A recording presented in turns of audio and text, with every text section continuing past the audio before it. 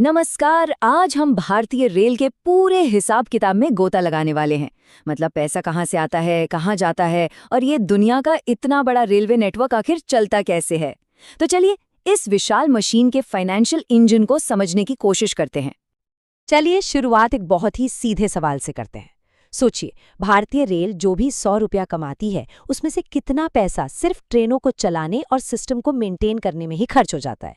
ये एक ऐसा सवाल है जिसका जवाब रेलवे की पूरी आर्थिक कहानी बयां कर देता है। और जवाब है 98.40%।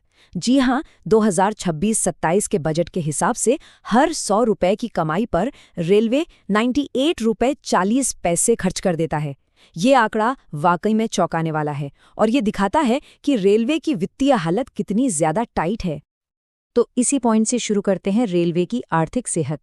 और इस सेहत को नापने का सबसे जरूरी पैमाना यही 98.40% का आंकड़ा है। इसे टेक्निकली कहते हैं ऑपरेटिंग रेशियो, यानी संचालन अनुपात। इसको ना एक आम घर के बजट की तरह समझिए। मान लीजिए कोई परिवार 100 रुपए कमाता है और 98 रुपए 40 पैसे खर्च कर देता है, तो उसके पास बचत या किसी नई चीज में निवेश के लिए कितना बचेगा? बहुत ही कम, है ना? तो ये अनुपात जितना कम होता है, वित्तीय सेहत उतनी ही अच्छी मानी जाती है। तो फिर सवाल ये उठता है कि रेलवे के पास पैसा आता कहाँ से है?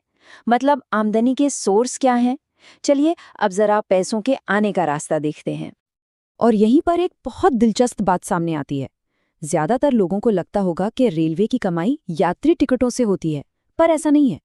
रेलवे की कमाई का सबसे बड़ा हिस्सा, करीब 63%, मालगाड़ियों से यानी माल ढुलाई से आता है। यात्री किराया तो कमाई का सिर्फ 29% ही है। तो साफ है कि असल में मालगाड़ियां ही रेलवे की फाइनेंशियल लाइफलाइन है। अच्छा, अगर हम यात्री किराए की कमाई को भी देखें तो इसमें सबसे ज्यादा कमाई AC 3 टियर क्लास से होती है, करीब 28,638 करोड़ रुपए। इसके बाद नंबर आता है मेल एक्सप्रेस ट्रेनों के सेकंड क्लास का और फिर आता है स्लीपर क्लास। चलिए अब सिक्के का दूसरा पहलू देखते हैं। कमाई तो देख ली, पर ये पैसा जाता कहाँ है? रेलवे के सबसे बड़े खर्चे आखिर हैं क्या? और यहाँ सबसे बड़ा खर्चा है रिटायर्ड कर्मचारियों की पेंशन, जो कि है लगभग 83,778 करोड़ रुपए। ये एक बहुत बड़ी रकम है। इसके बाद आता है मौजूदा स्टाफ और ट्रैफिक को चलाने का खर्चा, और फिर डीजल और बिजली यानी फ्यूल का खर्चा। तो जब 98% से ज्यादा कमाई खर्च हो जाती है, तो ये तो साफ है कि नई ट्रेनें चलाने, नई पटरियां बिछाने या बड़े अपग्रेड करने के लिए रेलवे के अपने ऑपरेटिंग बजट में तो पैसा ना के बराबर बचता है।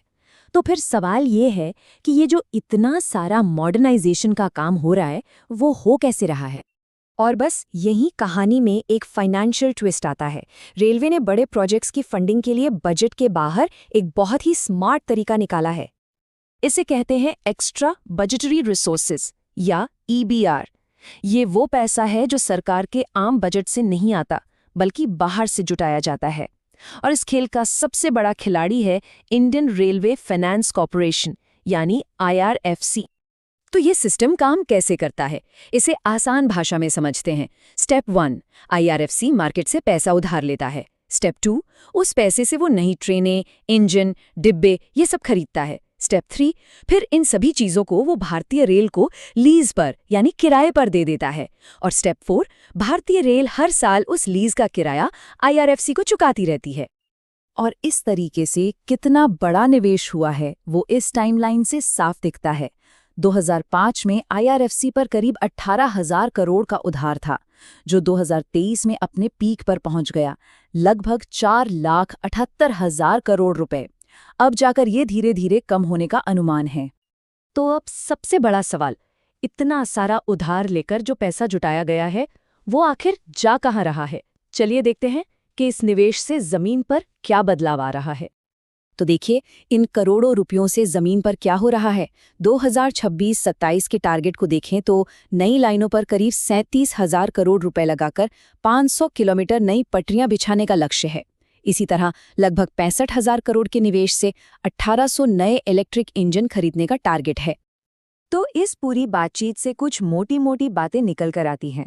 पहली, भारतीय रेल बहुत ही पतले मुनाफे पर काम करती है। दूसरी, असली कमाई माल ढुलाई से होती है, जो एक तरह से यात्री किराए के घाटे की भरपाई करती है।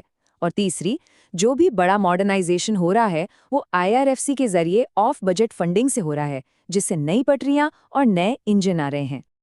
और अंत में एक सोचने वाला सवाल छोड़ जाते हैं। भारतीय रेल एक तरफ तो करोड़ों लोगों के लिए एक जरूरी सार्वजनिक सेवा है और दूसरी तरफ उसे भविष्य के लिए आर्थिक रूप से मजबूत भी बनना है। इन दोनों भूमिकाओं के बीच ये संतुलन हमेशा कैसे बना रहेगा, यही शायद आने वाले वक्त की सबसे बड़ी चुनौती है।